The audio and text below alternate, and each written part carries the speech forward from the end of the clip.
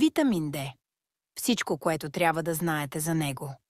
Витамин Д, наричан още калциферол, е масноразтворим витамин, който се произвежда ендогенно, когато ултравиолетовите лъчи от слънчевата светлина ударят кожата и задействат синтеза на витамин Д.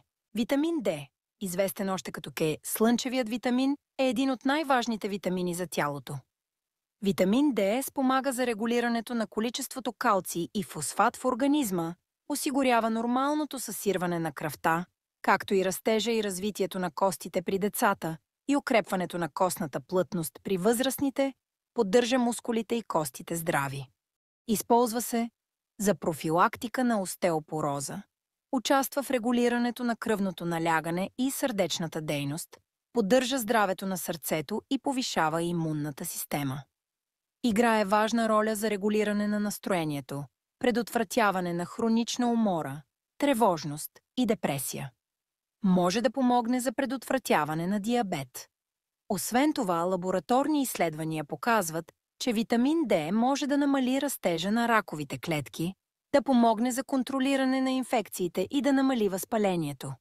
Основните ползи на витамин Д при специфични здравословни състояния и заболявания са следните. За здраве на костите и мускулна сила при рак, диабет тип 2, както и за имунна функция. В допълнение към основните му ползи, изследванията показват, че витамин Д може също да играе роля в намаляване на риска от множествена склероза, намаляване на риска, както и самите от сърдечни заболявания, намаляване на вероятността от тежки заболявания и други автоимунни състояния, риск от преждевременна смърт и когнитивен спад. Витамин Д може да регулира настроението и да намали депресията. Витамин Д може да подпомогне загубата на тегло. Симптомите на дефицит на витамин Д при възрастни могат да включват умора, болки и страдания, силна костна или мускулна болка или слабост, стрес-фрактури, особено в краката, таза и бедрата. За здрава сърдечно-съдова система, за здрави кости, мускулна сила, силен имунитет, добро настроение и всички уникални ползи за здравето, както и повече за симптомите при недостиг на витамин Д, можете да прочетете в цялата статия, линк към която ще намерите в описанието под видеото.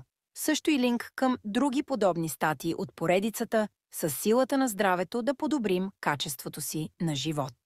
За да получите повече информация, можете да се свържете с нас на посочените мейл и телефон и ние ще ви отговорим при първа възможност. Бъдете здрави и се грижете за здравето си!